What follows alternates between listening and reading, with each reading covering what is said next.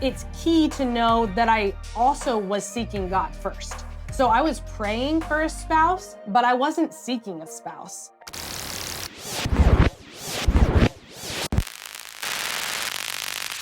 What's up, breathing people? Welcome back. Today, we are talking about how to find a Christian spouse. Now, this is something that we did.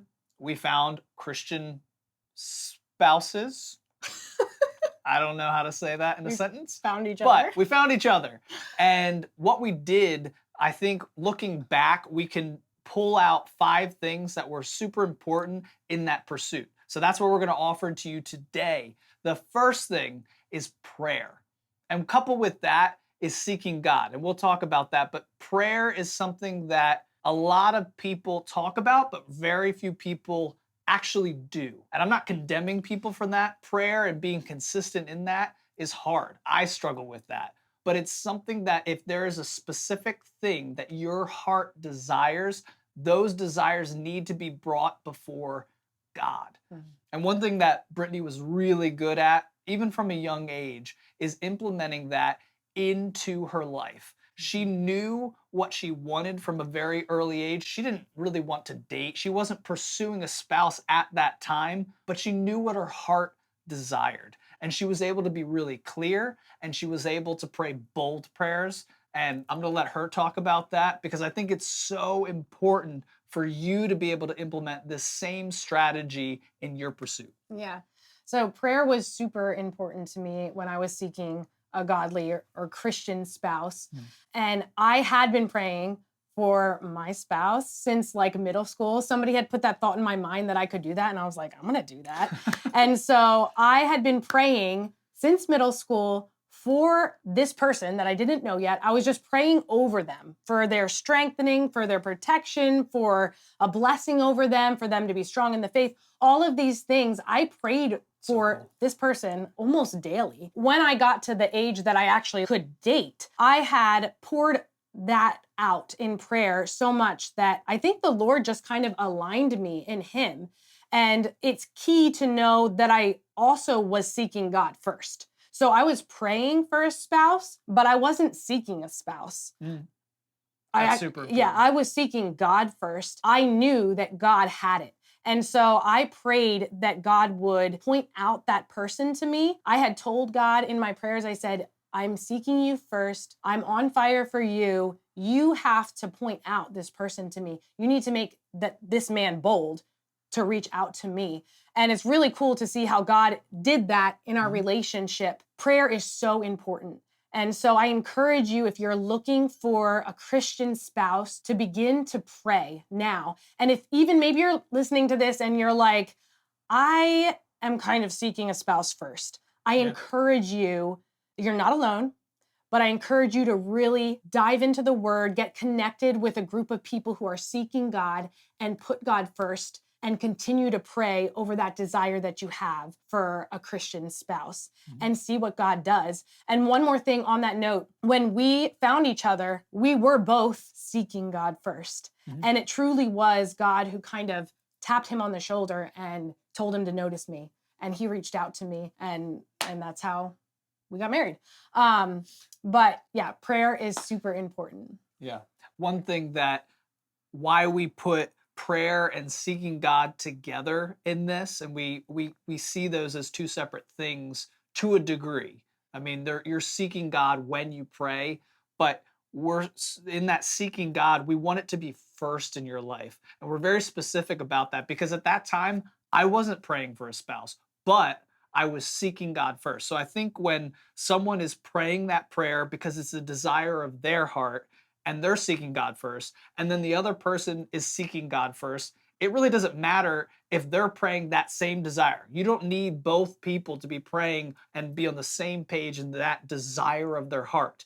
If they're both seeking God and they're aligned to His will, He will bring them together and He will lead them to notice each other, just like what happened with us. We weren't seeking a spouse, but God tapped me on the shoulder and was like, hey, I want you to notice this person. And I'm like, nah, I'm good. But God's like, no, you're not. This is someone that I want you to pursue. And I had no idea that she was praying those prayers, that God would make that person that would be the spouse for her, that person would pursue her.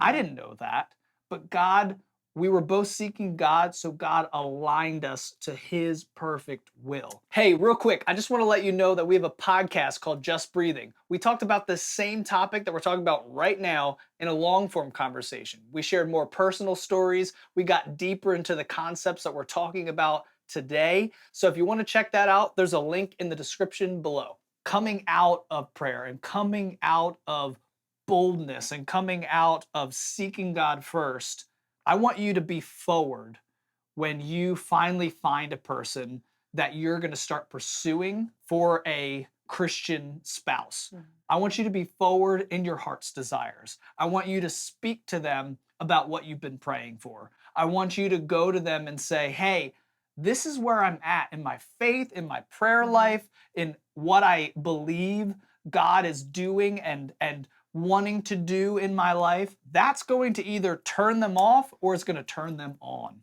So you really want to be forward in that part of your life. If it's that important, if God is first, if you're seeking God first, that person needs to know that up front. And when you're forward with that person that you are going to date or thinking of dating, it's going to be so easy to see if that person is on the same level as you. It's going to be really easy. It might feel awkward to do that, and it might feel awkward if that person's just kind of like not there and they're not really seeking God. It might be awkward, but then you know right away, this person is somebody I want to continue to pursue or not. The third thing is integrity. The first two things we talked about was prayer and seeking God and being forward. That's kind of something that you do, right? But integrity is something that you want to look for in that person that you're dating. Is this person an honest person? Is this person saying things and then living them out? Do their words and actions align? Another way to see if this person isn't a person of integrity is to see who are they when we're in a group of people? Who are they at church? Who are they at home? Who are they out in public? Are they the same person? That's going to show you if they're a person of integrity, because somebody who is honest, who is rooted in who they are, is not going to change for the group that they're in. And you want that person to be a person of integrity, because you want to know that the person you see, the person you're interacting with, is going to be the same person when you marry them. You don't want to get married to them and find out, oh, this is not the person I thought they were. Let their yes be yes and their no be no. That's what the Bible talks about. When they say they're going to do something, make sure they do it. They say they're not going to do something or they would never do this. Make sure they never do it. That's how you define if a person is a person of integrity. So number 4 is humility. And humility is so important in the person that you're going to marry. So it's really important to identify that in the person that you're dating. JC was just talking about how your yes should be yes and your no should be no. What happens when you notice something in the person that you're dating that is contrary to what they said? Or you notice something that you need to point out and you point it out? A way to see if they're a humble person is, how do they respond to you pointing that out? Do they get defensive? Do they deny it? Do they get angry? Or are they able to hear what you say, reflect on themselves, and then say they're sorry? Or most importantly, change. I always say this, but if you are not a humble person or the person you're dating is not humble, they are not going to change. And so humility is so important for somebody to be able to look at themselves and see where they're wrong and change and say they're sorry, make amends. You don't want to get into a marriage with somebody who is prideful, because they won't become a better person. They're not going to change, or at least you're not going to be able to change them. It will have to be a God thing. So in that dating relationship, assess, how does this person respond to correction? How does this person respond to my correction, or when I point something out, how do they respond to how I feel? And that's really going to be very valuable in your dating relationship and in your marriage. And the fifth thing, this is the final thing, There's so many others we could give you, but we really wanted to narrow it down to the things that were most important to us when we were pursuing a Mhm. Christian spouse. Kindness. Is that person kind? And we really define it differently than being nice. Mhm. I think a lot of nice people, and you probably have seen this in your relationships or in your family, they like to smooth things over. They don't like conflict. Mm. They don't like to point out the elephant in the room.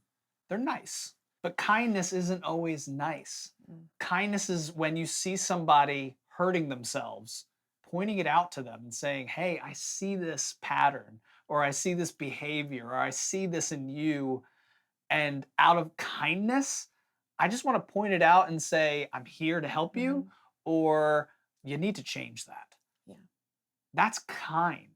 And you need that in a relationship because nice people become resentful people. Nice people become burdened people. I love one thing that you had said earlier, that kindness is a heart condition. Mm. It's really about somebody putting you first and they care enough about you to say hard things to you Yeah. in a kind way, not in a way that is putting you down or has any other intention but for your good. Mhm. And so kindness is something that you actually did really well and he still does very well. And it's such a blessing and it's so valuable that you want somebody who's willing and cares about you enough to say those hard things to you in a kind way. Yeah. So I hope those 5 things that we've offered today help you in your pursuit of a Christian spouse. I know it's specific. I know we're limiting your pool, but you know what? God wants the best for you. And if Christianity and those values are important to you, that's who you're going to choose. That's who you're going to pursue. So here's some tips that help you do that. So I hope you apply them to your lives. I hope you try them. Let us know if they help you. We love you all. Goodbye.